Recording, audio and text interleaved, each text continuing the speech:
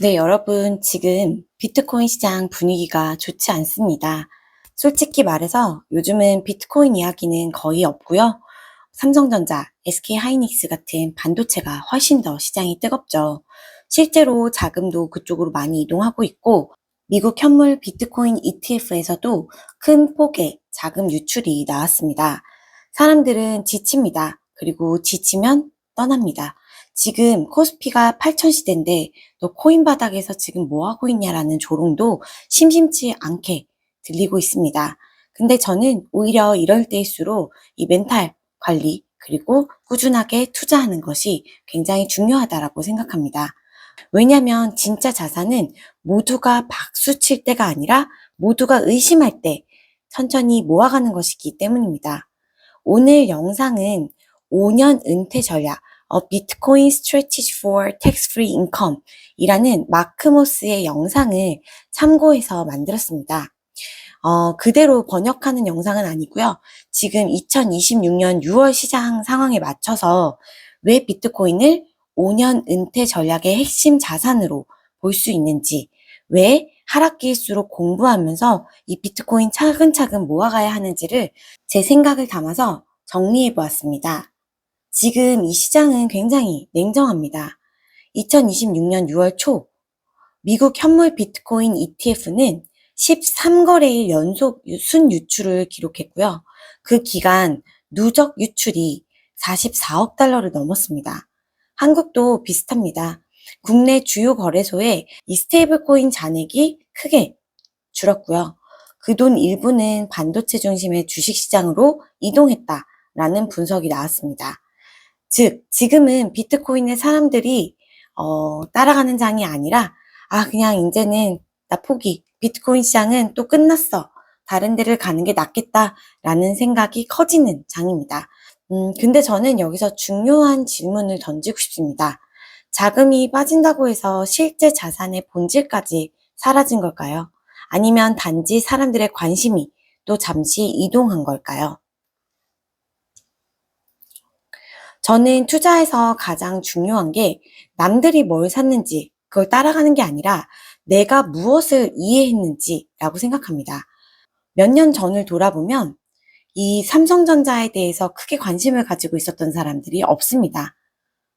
그래서 이 한국 대표 반도체주인 삼성전자를 장기적으로 믿고 오랫동안 모아간 사람은 실제로 많지 않았습니다.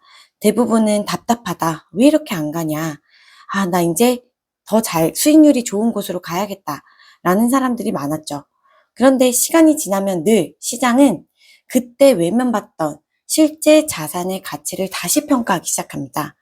저는 이미 이 두 번의 사이클에서 이 비트코인의 진짜 가치를 모르고 투자했다가 크게 하락했을 때 손절하고 나오면서 이 비트코인이 찐 상승기일 때 비트코인이 없어서 크게 후회한 적이 있습니다.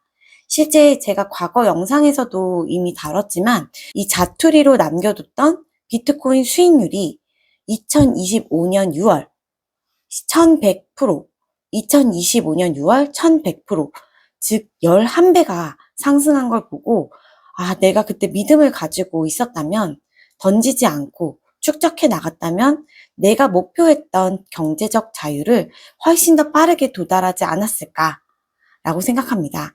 그래서 저는 이번만큼은 비트코인이 끝났다가 아니라 이 조용한 삼성전자가 에너지를 모으고 있었던 시간처럼 쌓아가 보려고 합니다. 물론 당장 그 자금들이 비트코인으로 오고 있다라는 걸 말씀드리는 게 아닙니다. 그래서 지금 당장 사라고 말씀드리는 것도 아니고요.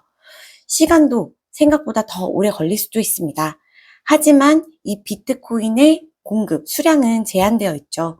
제도권은 점점 이 자산을 무시할 수 없는 방향으로 가고 있습니다. 미국의 대표적 디지털 자산 운용사인 그레이스케일도 2026년 디지털 자산 전망에서 이 비트코인을 대체 가치 저장 수단으로 보는 수요와 그리고 규제 명확성 확대가 이 기관 자금 유입을 뒷받침한다고 봤습니다. 그래서 저는 이렇게 생각합니다. 내가 공부해서 모순점이 없다고 판단한 자산이라면 빛을 못 보는 시기에도 꾸준하게 모아갈 수 있어야 한다. 그게 진짜 확신이고 그게 결국 수익률의 차이를 만든다고요. 이 마크모스 영상에서 제가 가장 인상 깊게 본 부분은 은퇴를 완전히 다르게 정의한다는 점이에요. 보통 우리가 배워온 은퇴 구조는 젊을 때 열심히 벌고 오랫동안 저축하고 늙어서 그 자산을 조금씩 팔아서 쓴다. 이렇게 배웁니다. 그런데 마크모스는 다른 이야기를 합니다. 부자들은 좋은 자산을 팔지 않고 그 자산을 담보로 이 유동성을 꺼내 쓰는 구조를 만든다는 거죠. 즉 핵심은 좋은 자산을 오래 보유하는 것이고 현금이 필요할 때 매도 대신 담보대출을 활용하는 겁니다. 이게 왜 중요하냐면 매도는 자산 수량을 줄입니다. 결국 0에 수렴하는 거죠.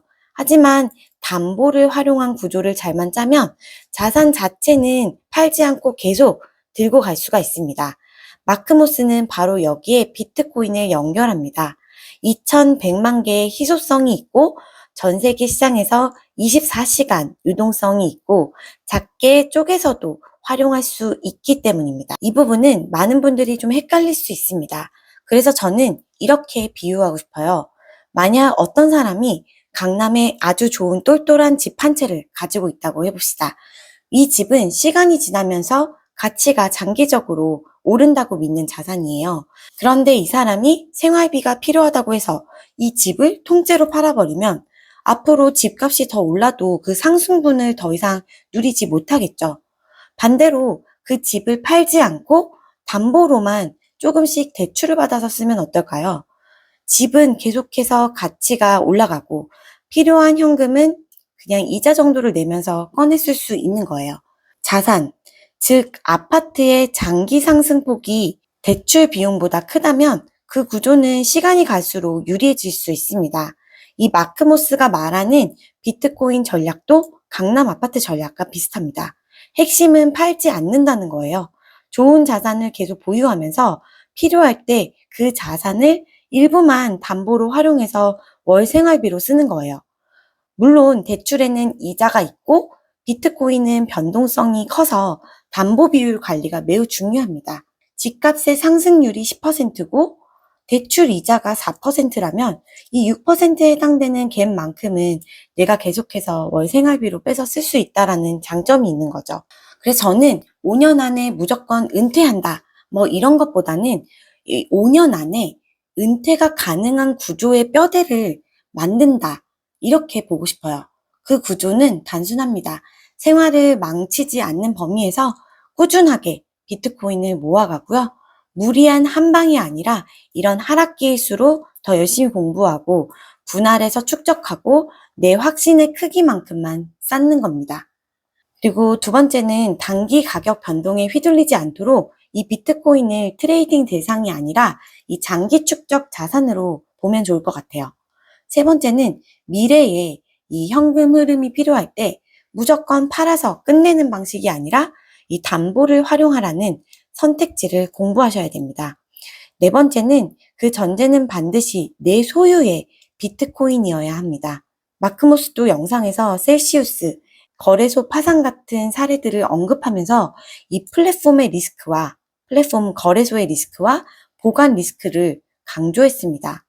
즉 수익률 이전에 내 코인이 진짜 내 것이냐가 더 중요하다는 거죠. 이쯤에서 제가 늘 중요하게 다루는 이 비트코인 개인 지갑 이야기를 안 할 수 없습니다.